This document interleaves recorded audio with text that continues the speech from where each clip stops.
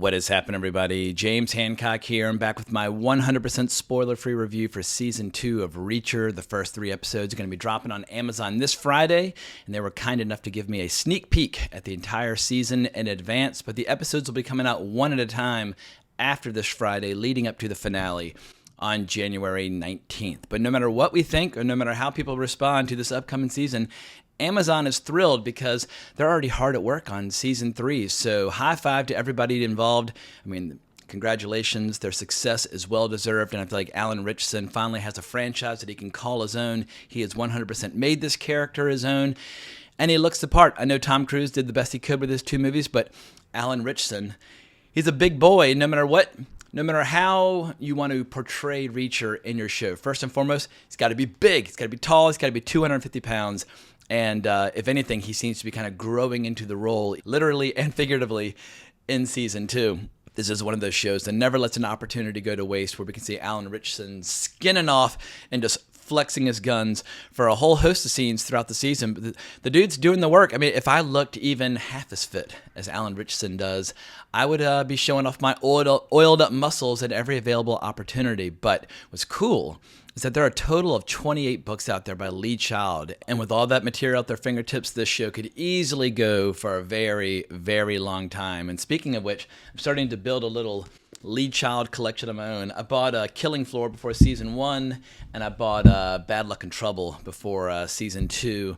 And I wouldn't necessarily say I'm like the biggest like Lee Child fanatic, but I do enjoy reading, kind of, I wouldn't say trashy bestsellers, but page turners or thrillers. I enjoy seeing how they're being adapted into shows and movies, because there's an old cliche, I don't know who coined it, but basically that great literary fiction makes terrible movies, but trashy bestsellers make great movies and great shows. Like, bestsellers are always great material because it gives the filmmakers and storytellers, great dialogue and great scenes, and they can kind of add their own unique visual style to the material. And when it comes to best-selling fiction, my taste usually looks toward the fantasy genre. So if Reacher had a giant battle axe in one hand and he was fighting monsters and wizards and like making love to beautiful sorceresses, that would be like the perfect home run. But I'll take what I can get because they're doing a damn good job with this. And if you are not familiar with the story of Bad Luck and Trouble, this is basically a reunion story. They're getting the band back together because the surviving members of Reacher's team of special investigators, they get back together to hunt down some bad guys who may or may not be picking off their old team, one member at a time. And I think it's safe to say that by the end of the season, a lot of hardcore fans of the show are going to be repeating the line from the book and the show, "You do not mess with the special investigators." But in that this season is so focused on Reacher teaming up with this ensemble cast, I had a little small lingering fear in the back of my brain in advance that Reacher would end up being upstaged in his own show, because we've seen that phenomenon many times recently, especially over at Disney, where the titular character that the show in theory is supposed to be about, they get sidelined and kind of relegated to marginal status and told to be quiet by a lot of very severe-looking women. But put your fears to rest. The writers of the show, they understand what makes this series tick. They understand what makes these characters tick. And one of the best ingredients of the show by far is this incredibly warm, genuine, and authentic feeling of camaraderie and mutual respect that exists between all these characters. Because between all of them, they have many decades in uniform, they've been through thick and thin together, and they're all cool, they're all resourceful, and they're all lethal in their own way. And when characters are badasses and when they're resourceful and when they're lethal, they don't need to constantly tell each other, "Oh, like, you're amazing." No, you're amazing. "Oh, you're so powerful," or "You're so smart." Man, I can't stand hearing that kind of dialogue in all the stupid Disney Star Wars shows and Marvel shows. When people are badasses, oftentimes they don't say shit. If anything, they're going to talk some trash to each other. They're going to try and like tear each other down. They don't constantly need to build up each other's self-esteem. In any event, the kind of cool, laid-back, laconic, and lethal way these characters interact with each other and the way they work together, it's very satisfying. And the first time we see all the surviving members going into action together, all armed, ready for battle, it was awesome. I'm getting a little tiny chill just even remembering that scene where I was like, wow, like this isn't like a superhero team. This is just a team of badass people with a lot of military experience who know what they're doing and know how to work as a unit. And it was just a real thrill because this is a rare beast in 2023 where you have an adaptation of a popular series of books that actually wants to appeal to fans of the source material. And I've noticed this new trend recently which I actually kind of find hilarious, where some people will try to act as if having knowledge or expertise or enthusiasm about a series of books somehow is to be considered a negative because it might interfere with the ability of all the mouth breathers out there to kind of have like blind love and affection for subpar shows and movies. Like, how dare you tell us that our taste sucks by reminding us of how this show that we love is like utterly failing to capture like, the greatness of the source material. But, if people want to wallow in their own ignorance and stupidity, that is totally up to them. But what's cool about this show is they understand who their target audience is, and they're trying to appeal to them with Lee Child's signature brand of storytelling. And so on that note, let's give a serious high five to series creator Nick Santora and his team of writers. He's got a big team of writers for this season, but Scott Sullivan, he wrote 3 of the episodes while Nick Santora handled the season 2 premiere. And I'll be curious to see how the diehard readers respond to a lot of ingredients in this season because there are some changes. I mean, they're not like dogmatically and kind of like rigidly adhering to the text as if it's like, fucking William Shakespeare or something like that. Like, first and foremost, it's not set in Los Angeles and Las Vegas. It's set in Atlantic City and New York City. And as somebody who lives in New York, and I've also lived in Los Angeles, they're 2 very different cities. If you watch an LA crime saga like Heat or To Live and Die in LA, and then compare it with a New York crime saga, take something like The French Connection, just the cities have an incredibly different feeling, energy, look, aesthetic, and they also shot it during the winter. And as I was reading the book, I kept thinking of like, warm sunshine and desert heat and that sort of thing. So it's interesting seeing how instead we get that kind of cold New England winter with like snow and that sort of thing. So that's a big aesthetic change. And they also added a lot of kind of supplementary material to flesh out the background of the special investigators. And some people might kick and be like, you know what, I don't want to see anything about the special investigators. And this was written by Lee Child. But what this show does, it gives us a few flashbacks where we see the team coming together and we see some of their early jobs and like just basically how they kind of all established their roles and their various areas of expertise within the special investigators. And I suspect that if I had not read the book, I don't think I would have noticed a difference between those scenes and the scenes that are strict adaptations. It feels very, authentic to the flavor of Lee Child. But for people out there who have read all 28 of these books and gone back and started at the beginning and started working their way forward again, they might have a different point of view. I am a casual fan of the books at best. And there are a few minor tweaks and revisions to some of the adversaries that they're facing in this, just to kind of make it a little bit more unpredictable. How can I say this? There are a few pump fakes where, as I was watching the show, I was like, no, you're ruining the book, blah, blah, blah. Where they did a certain thing where structurally they would pull from deeper sections of the book and bring them forward. And then there are other scenes early on that got pushed. But because those scenes got pushed, I was like throwing up my hands in despair. Like, how dare you remove, my favorite scene from the early part of the book and blah, blah, blah. So if you have read the book, I would say be patient.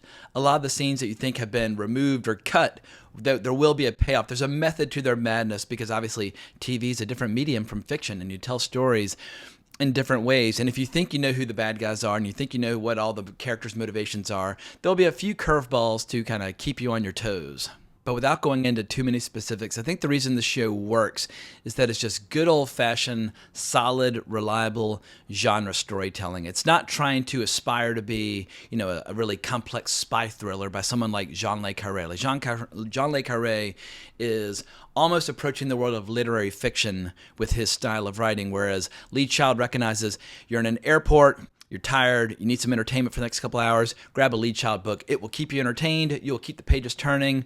It's got snappy dialogue. It's got a lot of action, a lot of sex.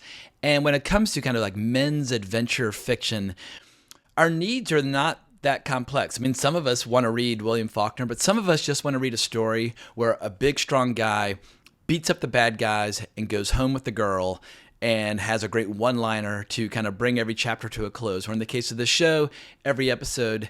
And it's almost a shame that this show is a streamer instead of like on regular TV, because every episode ends with these great little cliffhangers where Reacher will say some really hardcore, some really heavy shit. Or like, I can't remember the lines, but something that makes them just sound really cool and that the bad guys are going to get their asses kicked in the very next episode. And so I would recommend people actually don't binge this show. Like, watch it one episode at a time and just kind of savor it and enjoy it and just kind of let it last. Actually, I guess due to the release schedule, you can only binge the first 3, and then you have no choice but to watch the subsequent episodes one at a time. And speaking of Reacher getting the girl, I have to give a shout out to the lovely Serinda Swan, who plays Carla Dixon. Sadly, there's no Roscoe this season. I loved Roscoe in season 1. I thought they absolutely nailed that character. But Dixon, I think she will work her way into the hearts of fans very, very quickly. She's fucking hardcore as hell. She's a total warrior in her own right. And seeing the sexual chemistry and the tension between two people who are fucking muscular and dangerous and covered in weapons. And actually, well, I don't want to spoil one of my favorite scenes. All I'll say is that when people have been into battle and their blood is up and they're covered in blood and lacerations, there's no better time to get it on than right then. So I was a big fan of Serinda Swan and her handling of the character of Dixon. I thought she absolutely nailed it. And I'd never seen her in a show or movie before. She was an interesting, fresh discovery. But if you're a fan of Battle Control, you're going to love the way they handle the characters of Neagley and O'Donnell as well. Neagley and Reacher are basically best friends, and they are just like as close as siblings. And I'm so used to seeing, relationships between people handled in kind of clumsy, awkward, or just annoying ways when books that I like are being adapted into shows and movies. So it's just a relief to see that they actually understand why that relationship's endearing, how it works, and why they're so effective as a team. And O'Donnell, he's awesome. He's got his brass knuckles. He's got his switchblade. They've made a few I shouldn't even say alterations. They've fleshed out his character and added a few details. Some people might argue that they've softened him a bit. Some people might just say that it gives him additional layers or additional depth. But if you want to see O'Donnell looking slick and saying cool stuff and being handsome and debonair right before he sticks a switchblade in your neck, then you will not be disappointed if you are a fan of O'Donnell. But as far as some criticisms go, I would say this show at times will feel a little inert and a little boring anytime Reacher is not on screen. He's the glue that holds all this together, and the way that he's constantly talking shit with his friends or legitimately talking shit with the bad guys right before he crushes their skulls into toothpaste and that sort of thing. And so I don't really know what the solution is apart from just putting Reacher in every single scene. And then you would run the risk of him being overexposed. But there are definitely plenty of scenes or plenty of episodes where this show's definitely got its dry spells. And some of the villains are a little bland and a little generic. Like Robert Patrick, he's fine, but maybe he could have leaned into the camp a little more. I mean, once again, this show and these books are not meant to be taken but so seriously. There's a slight campy flavor to it in terms of like all the one-liners that Reacher likes to use. And so Robert Patrick, maybe he played it a little bit too straight and could have been more of like a mustache-twirling villain. But anyway, anytime you get the T-1000 in your show or movie, he's always going to be an asset. And the show's not completely innocent of plenty of filler scenes. Like there are times where it feels like they're rushing through the book. Like I remember around like episode 3, I was like, wait a second, they're already like 2/3 of the way through the novel. But once again, they're rearranging some of the structure, but the show does have, because it's a TV show, a lot of obligatory fight scenes, and some of these obligatory fight scenes are more interesting than others, but other times you're just like, oh, it's episode 4. I can't even remember what episode 4 is about, but like there hasn't been a fight scene in 20 minutes, so people need to show up at a diner or a restaurant or a bar, surround the good guys and talk trash and get into a fight and blah, blah, blah. But pretty much every single episode has at least one major action scene. Some will feel obligatory, some feel organic to the story. And I have no problem with obligatory fight scenes if the choreography is like exceptional.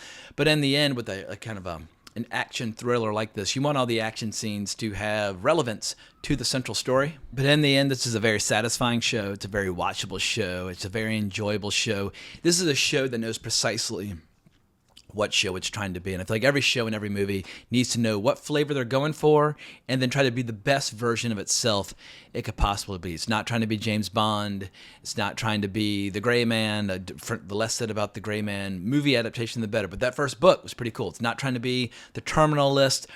It's lighthearted. I mean, there are a ton of jokes scattered throughout. And actually, there were a few jokes that were thrown in there from the writers of the show where I was like, you know what? The book would have been better had those lines been in there.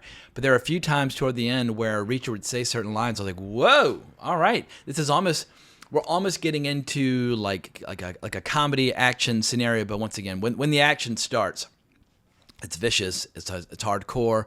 But if you like blues music, if you like old-fashioned rock and roll, like if you like watching tough guys hanging out in diners and bars and listening to Leonard Skinner and like smashing people's face off the bar and like getting in giant brawls, this is the show for you, and it's got a little sex thrown in there for good measure. So yeah, it's got all the ingredients that a growing boy needs.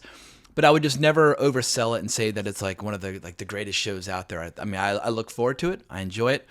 But a show like House of the Dragon is, for me, heads and shoulders above. But I'm a big, giant fantasy nerd.